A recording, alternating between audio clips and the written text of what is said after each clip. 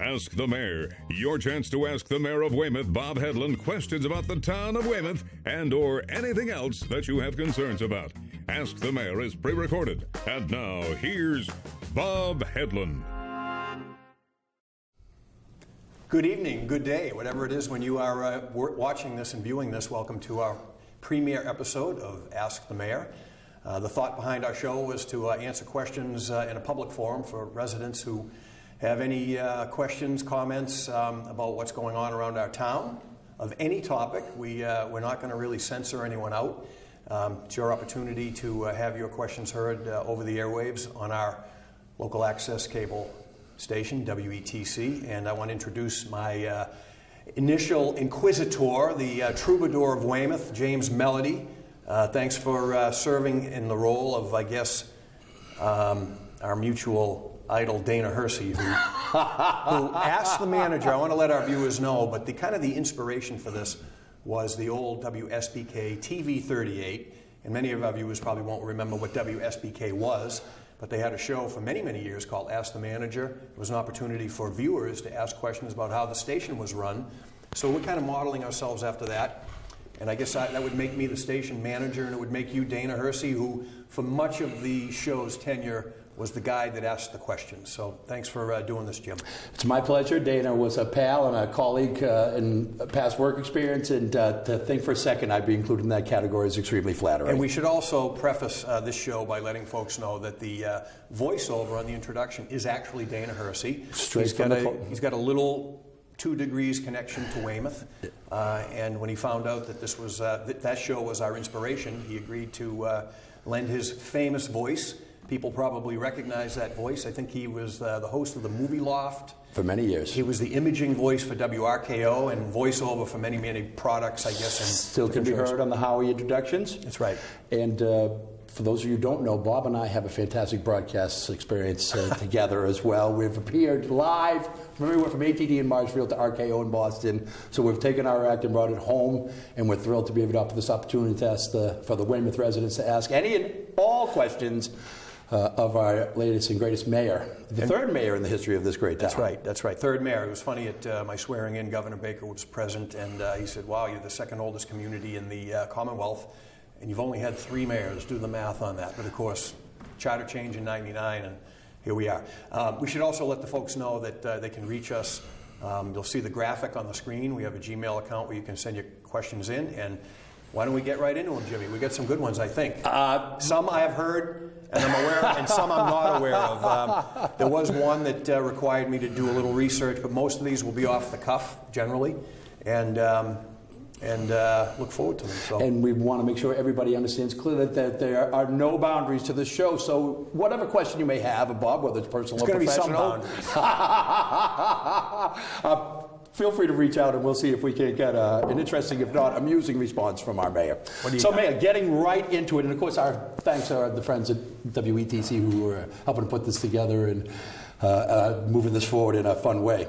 So, ask Mayor Hedlund. Mayor Hedlund, are you ready for the first question on your first show? This is going to be a real ratings bonanza for WETC and precedent-setting television, I'm sure. Well, it probably won't do the ratings that Hogan's Heroes did on Theory 8 when Dana was making those introductions, but we're optimistic there, Colonel Clink. But you know what? Sometimes Ask the Manager on WSBK TV 38 followed the Bruins games when they were the Bruins carry. And that's really that station's claim to fame. Does everybody remember that melody to introduce the Bruins? It was real fun. Some people that were too lazy because there were no clickers to change the station probably did segue into Ask the Manager. Gosh. Now we're going to reveal how old we really are. Remember watching TV without the clicker? There was no such thing, if everybody at home can believe it, as a remote control unit. I think prior to 1978, maybe. Well, 80? I think I need to find out what show we're following, which could be the kind of the ratings lead-in for this show. If people haven't changed the station by now. So let's get to the question. Okay, here we go. Well, Bob, kicking it right off from our gals in North Weymouth. Estelle from North Weymouth asks, Mayor, I am worried about the proposed compressor station, as I think a lot of folks are. What, if anything, can be done to stop this dead in its tracks? I would have picked a different question to start with because obviously we're working very hard. I'm going to give a brief answer on this, but we have an in-house, when I say in-house, in the building town council, and one of the reasons why I hired Joe Callanan is his experience in these kinds of matters. He came by way of the Attorney General's office. He's been involved in environmental related law and land taking type issues were his specialty. So obviously those are two factors that are going to impact the siting of the proposed Spectra compressor station. Right now there's a lot going on. There are going to be some determinations made by FERC through the process this spring into May. So we're really at crunch time on this. We've had a number of meetings with Calpine, who currently owns the land that the proposed station is on. So I will just say this. We have a lot of discussions with Calpine. We have discussions with Spectra. We're opposed to the project. We're using every bit of leverage at our disposal, whether it be to try to control the land that is needed for the site, and also through the FERC process, which our options are limited, but we're using that process to our full extent. And we are also in discussions with Spectra right now about alternative sites, some of which are outside the town, which we probably have minimal chance in seeing that occur. And then there's a number of sites within the town, one in particular that could possibly make more sense, but that's in the early stages, and we expect to have some meetings with Spectra about that in the near future. So there'll be probably more questions on this issue on subsequent shows. Well, I think I speak for most of our neighbors when I say that's great to hear that the mayor is officially opposing the compressor station, because as we drive around town, we see a lot of our neighbors have signs on their lawn saying, "Stop the compressor station." I haven't seen one yet that says, "Bring it on." So I think you're on the public side. All the hearings that were held both through FERC and the State Energy Facility Siting Board, there was only one person that testified. It was not a town person who represented a union that testified in favor. It's been unanimous within the town pretty much in opposition, and I know Mayor Kay worked very hard on this issue, and we've been using, and I was obviously involved in this as state senator in opposing the project. We can get in, and it's been cited before, the reasons why it makes no sense for that neighborhood. We could go on ad nauseum about that, and that those issues have been put forward. Everyone understands why it's not a fit for that neighborhood. So more to come on that particular question. Excellent. Well, we'll stay close to that one in future episodes of Ask the Mayor. Now, here's something that's an interesting one for me as well. Christine from Weymouth asked, what are your plans for the Emery estate? Do you plan on investing any more money into that property? Now, I heard that it was going to become the mayor's mansion. As a matter of fact, that you were considering moving in there. No, we're not moving. Could I move in there? It might be very uncomfortable for you. It might be cold. There might be some plumbing issues, and you probably couldn't allow any handicapped visitors. There's a lot of variety of issues. I'm looking forward to some additional questions here, so there's some I can give you some definitive answers on, but obviously this is an issue that I inherited. It's a complicated issue because we own the land. There's a lot of work that needs to be done on this. We have an Emery Estate committee, reuse committee, that has some vacancies on it, so if anyone's interested, if you have expertise in this, there's a few different ways we can go on this. There's one model out there that I've talked about before that is the Daniel Webster estate in Marshfield. Kind of similar situation. We had this beautiful estate, fell into disrepair, very historically significant from Marshfield's perspective, Sure. actually from a national perspective. Yeah. The retirement home of Daniel Webster, he died there, one of our most famous U.S. senators and statesmen. And it was in worse condition than the Emery estate is right now. But they had a lot of people with expertise in that town that got together, formed a nonprofit, took it over and funded it, and they've been very successful. It's self-sustaining. It's beautiful. Upstairs serves as a museum, and downstairs is used for functions. It has some advantages the Emery estate doesn't have, specifically parking. But we're looking in two different directions for this. We're trying to partner with some nonprofits, or potentially looking at an RFP to bring someone in that has the expertise to run functions at this and somehow tie the improvements in the building that are needed as part of that. The bottom line is, regardless of what will happen with the building, we have a great piece of open space that's preserved. It's one of the best views in town, and just the fact that we're able to preserve that is significant, and looking forward to getting some answers on that as we move forward. It's a legacy property. I think everybody will agree who's been up to visit, and it's really exciting to hear that there's some plans to move that forward. Again, stay tuned, as we say here in the television business. Bob, on the lighter side, Redo from Jackson Square would like to know, where do you work out and what's your favorite exercise when you do work out? I haven't had much time for exercise since my swearing in, to be honest with you. There's been a lot of hours logged here at Town Hall. Probably my favorite pastime would be, as many people know, playing still in men's softball league as much as I can. And I'm proud to say that I'm going into my 35th year in one particular league, so I'm hanging in there. Wow. And it's kind of neat. I play on a team I'm on. At least one of my teammates is the son of a guy I used to play with. So it's nice to have that continuity, and I'm hanging in there. Well, the wheels are going a little bit, but the glove and the bat are still there. Since we have taken a step to go Hollywood here under your latest tenure, I've seen in some movies people set up a treadmill with the desk so you could actually run on your treadmill while you were doing your office functions. Have you considered bringing in one of those? No. No. Put it on the list of things to talk about. It would probably make a good clothes rack, hang my suit jacket on. You know, that syndrome where people buy exercise equipment, they get excited, and then it turns into a laundry rack. That's what would happen here. Why are you looking at me directly when you're saying that? I'm not. I have the world's most expensive clothes rack at my house as well. And I want to assure everyone that the last two questions are evidence of the fact that I have not seen some of these questions in advance. Trust me. Well, listen, how about let's move over to Columbian Square in South Weymouth. Ann from South Weymouth asks, I own a business in Columbian Square, and I'm wondering if you're going to install traffic lights at some point. I think we have. I know I did see one Columbian Square question that's in your folder. The question of lights, it's obviously something that we're now getting into. We're updating some traffic studies that were done back in 2008. The town hired a consultant to look overall at Columbian Square. We are starting with a project this spring. We'll be having a community meeting, I believe, on March 15th for the businesses and any residents that want to participate, where we're announcing phase one, which is the rehabilitation of the parking lot out back. We'll be installing lights, solar lights, I might add, new curbing, landscaping, paving a couple of streets back there. And that will set the stage for the work that will be done in the square in the second phase, so at least the merchants have a good parking lot to relocate their customers to while the disruption occurs in the square with new sidewalks, road work, and addressing the traffic issue. Lights is something that's going to be determined through the update of the traffic study if we can do lights. The problem I think we may see is the number of emergency vehicles going through there that will possibly set off the optic sensors, and we want to look at that. The consultant work that was done in 2008 ruled out a rotary because of the feedback that merchants gave. Back when that was occurring under Mayor Madden's tenure, I know that from my perspective, having looked at it back then, the rotary was very attractive.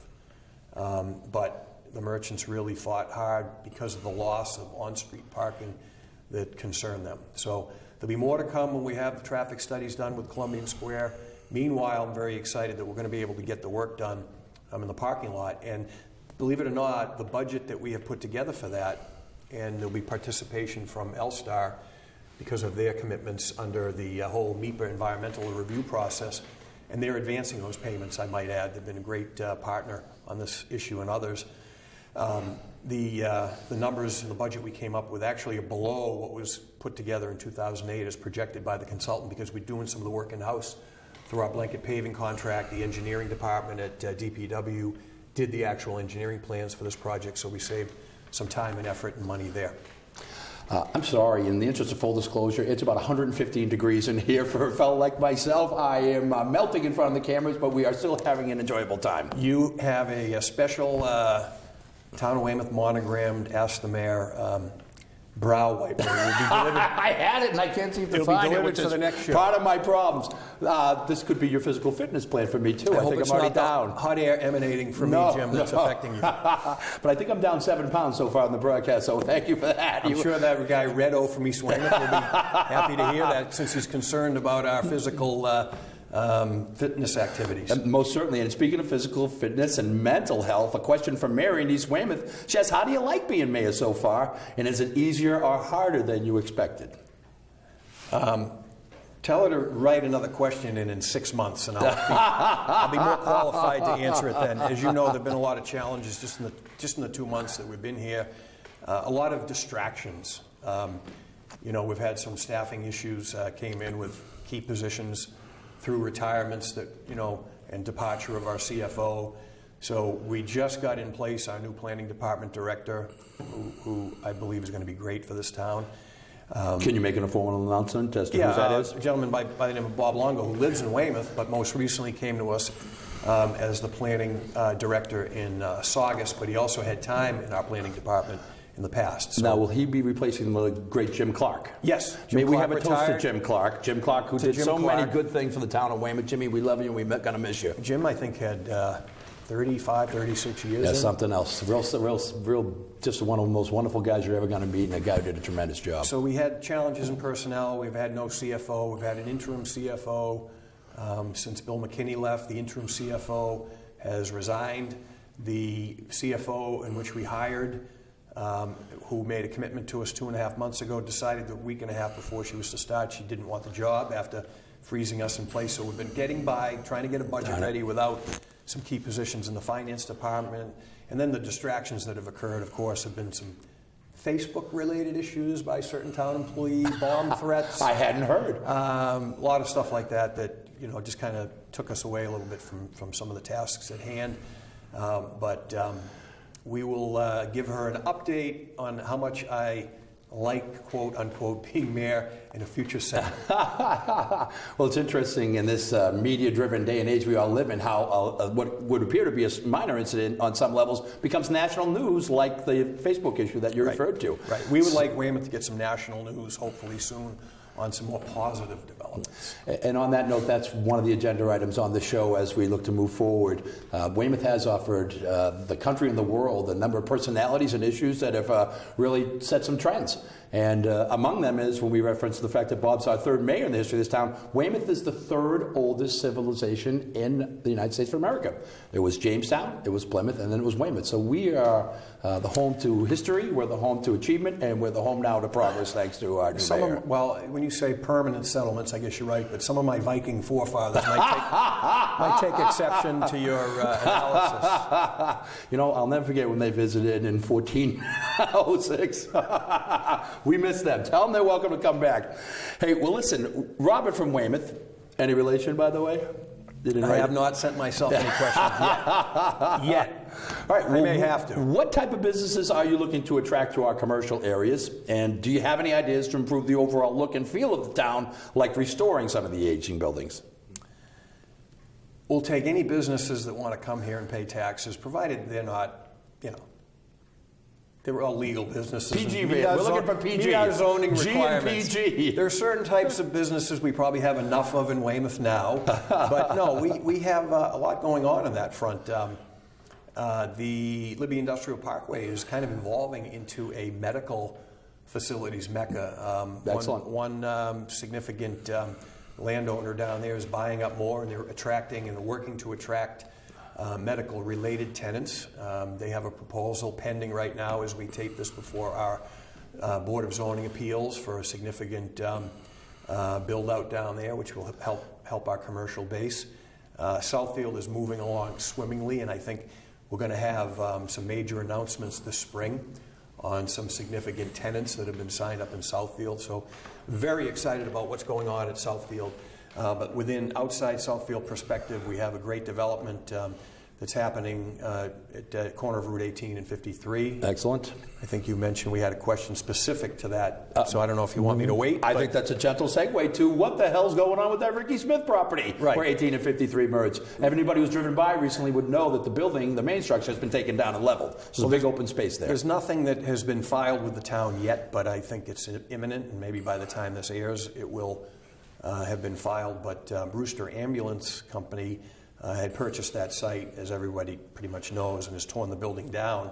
But they haven't filed plans with the town yet. I did get briefed about a week ago, and maybe we can splice in a little graphic of the building, but beautiful $5 million plus facility that they want to relocate their corporate headquarters to, and the building is phenomenal looking. I think it's going to be a great, when I first heard an ambulance company, picture garage space, but this is corporate offices. This is going to be 100 of their vehicles housed there, which is some nice excise tax for the town, and a significant number of employees working out of there. So it's going to be an asset for that street. And it's a beautiful building. So. You know what? And that location specifically is home or neighbors, a wonderful immigrant success story.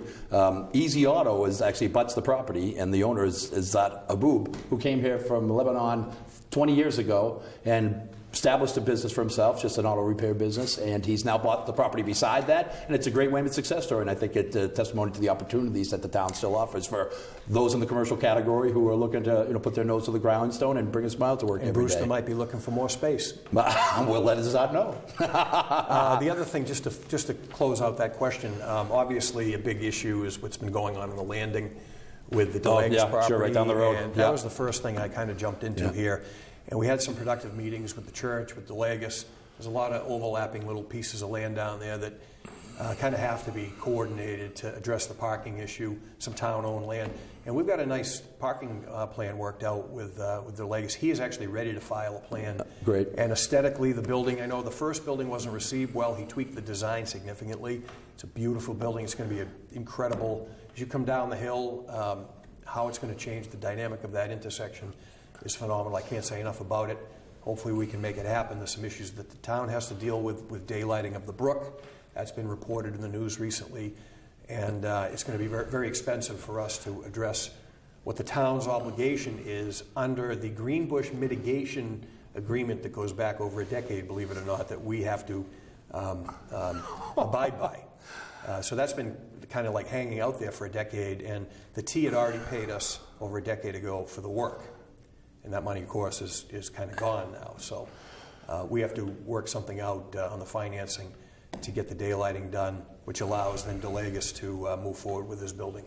I know a business owner down in that area who I would imagine would be very excited about any progress meant. I think throughout that whole neighborhood, it needs attention. And we're also working with the state possibly to many people who take the left from Washington Street onto Broad, as you're heading towards Town Hall, have to kind of guess when that light's changing from the other direction. We're going to be making some improvements to the signalization there at some point, hopefully soon, with some state participation.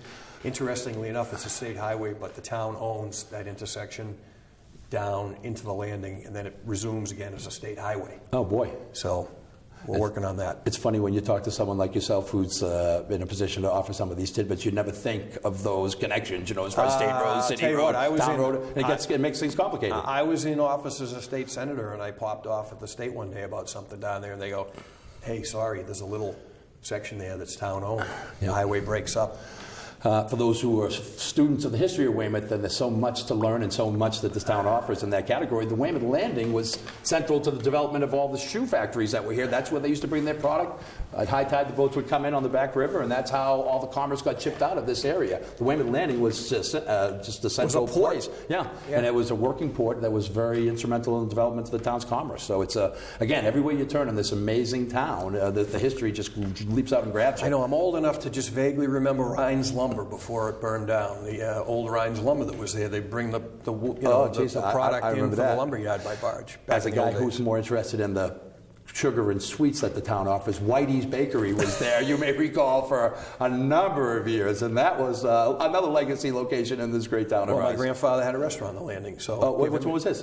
Breakfast at Simon's. Oh, that's right up the street, exactly. Did you ever partake there? You were old enough? My dad used to take me there. Mr. Ambler, Bob Ambler, a little shout out to Bob Ambler, speaking about historical Weymouth figures that we adore. Bob Ambler had an office every 2 years upstairs. My grandfather would give him the space. Which is the connection. Bob had a second job while he represented the town. He was the business agent for Local 369, predominantly Edison workers, and my dad was president of that union. Bob was the business agent, and they were great friends for many years. True story. I was at my grandparents' one night, and they said, hey, Gramps, I'm going to be running for state senate.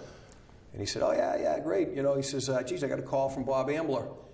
Told me he's running for office. Would I help him out? I told him, sure, and, blah, blah, blah. And I said, who do you think I'm running against? He didn't even realize. Yeah. By the way, who did he vote for? Can you give us the epilogue on that one? That's a good question. He had a sign in his diner that said "Forever Ambler."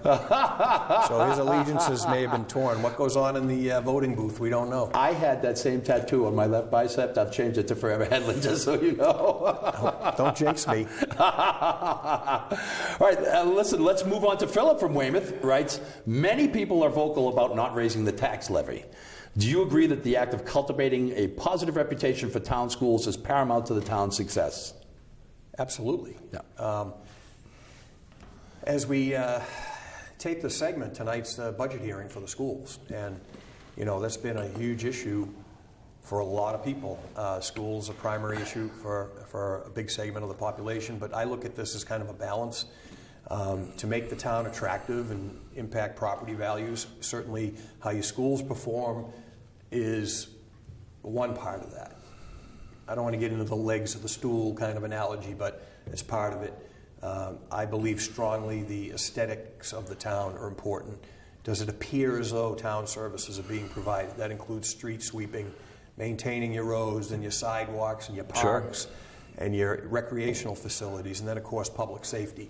I think those are all just equally as important, and all three need attention in this town, and it's going to take a lot of work. We're limited on what we have available to us. There's only so many pieces of the pie. Sure. And we're working on trying to get some more pie here, but yep. It's going to take a lot of work. It's not going to happen overnight. There's some good things on the horizon. Yep. We talked about them. Southfield obviously is going to be a boon, but it's a long way out in terms of the build-up before we realize the tax revenue. Yeah, I think I speak for everybody when I say focusing on the schools is certainly going to be a benefit to everyone, old, young, and all the folks who are interested in their property values. Obviously, there is a strong connection there for sure. Right. But on that note, as we look to get to the back end of our inaugural edition of Ask the Mayor, Weymouth has been the home of a variety of personalities who have gone on to great renown on a national and international level, as a matter of fact. And before we close out our first show, we did want to focus, as part of a regular segment on in the show, on one of these success stories on a daily basis, on a show-by-show basis. And one of the ones we want to focus on this morning is Marcy Carsey. I'm holding this photo up here. Is that I don't know if her anybody real can see name? it. That's her married name. So I don't know if anybody's familiar with Marcy, but she's someone I think everybody ought to know. I'm going to read just a brief list of her achievements, because Marcy's name you may not know, but you certainly know her work relative to the achievements in Hollywood. Number one, she's in the Television Hall of Fame, the Broadcast Hall of Fame. She's a producer, and her partner was Tom Werner, the co-owner of the Red Sox right now with John Henry. And among the shows they produced and are renowned for is everything from Happy Days to A Different World, Roseanne, Grace Under Fire, Third Rock from the Sun, That 70s Show where they made a fortune. And Marcy, again, graduated from Weymouth High School. She went on to the University of New Hampshire, made a $20 million endowment gift to the University of New Hampshire, as a matter of fact. And again, a product of the Weymouth school systems, a product of our great town and the environment that we offer all the families in the community, and somebody that we all should be proud of. So we're going to have to get a bell or something in the ring. 3 cheers to Marcy Carsey. I remember the UNH connection now that you bring her up. And what was Happy Days? Yeah, she was involved with Happy Days. She started that. That sounds familiar. How did that? Sunday, Monday, Happy Days. You were Potsy, I was the Fawns. Remember in high school? I was none of the above. Is there a Happy Days character you identified with? If you had, were you Richie? Oh, everybody growing up. I mean, we loved the Fawns, of course, right? Everybody did. I definitely wasn't. I wasn't Potsy. I might have had a little of the Fawns and a little of Ralph. I think I was closer to Ralph, yeah. Truth be told, at the end of the day. But Marcy started, as all great American success stories do, from the Horatio Alger file at the bottom of the ladder, and she moved her way all the way to the top, and just an amazing success story. And what a great gal, and what a great story as far as her own individual success. I think we're getting close to the conclusion of the show, Bob. How much time we got, guys? We're looking at 2 minutes. To spotlight a local business. Yeah, and then not only will we highlight a resident, Bob, would you like to talk about a Weymouth business? I have a bunch. Oh, I got to throw one quick anecdote out though about Montilio's that came into the old Chroma Bakery in Columbia Square, South Weymouth, Columbia Square, right? And it's great. But what just happened recently, I was at a function George Montilio was at, and he owns another bakery in Quincy. The one in Quincy, I told him, I said, I remember going in there with my grandmother to buy Nissu. Nissu is a Finnish coffee bread. Oh, boy. And he didn't know what Nissu was. And the bakery that he bought used to be called Grans, and it was famous for their Nissu. So next thing I know, I guess he was fooling around in the kitchen, and he made Nissu, and he informed me that there was a couple loaves of Nissu down at Montilio. So I went and grabbed a loaf. The other one was in the case. Anything unique about Nissu that we should know? Is this a kind of a Finnish style bread? Well, Finland has the highest coffee consumption in the world per capita. That's a fun fact. And this is the bread that they always serve with it. Sweden, they call it pulla bread.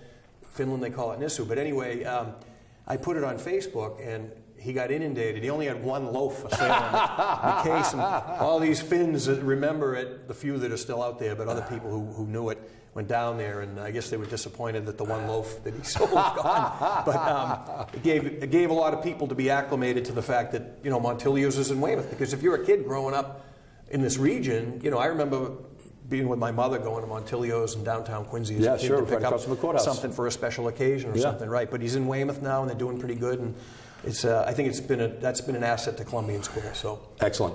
We'll talk about something you like in the next show. That's a tease for those who don't know TV you probably parlance. Like Montilios, but I got something even you like even better for this. Yeah. Well, we're lucky. There's a lot of great vendors in the marketplace here in the Weymouth community, from bakeries to bars. We may touch on all of them at the end of the day. But I think at this point we're looking to conclude our inaugural episode. Any final words for the viewers as far as what to expect for the town or our show? Thanks for tuning in. I just want the viewers to know that the questions that I were aware of that came in, none of them were asked. Every single one of these I had no advance notice of, which makes it spontaneous, which makes it fun. So please send in your questions, and hopefully we can answer them. And of course, concluding with my role of channeling Dana Hersey, stay tuned for the Beverly Hillbillies on next WETC. Stay tuned for the movie loft. Right. Thanks for tuning in, everybody. Send those questions for our next episode. Yes. Excellent. Thank you.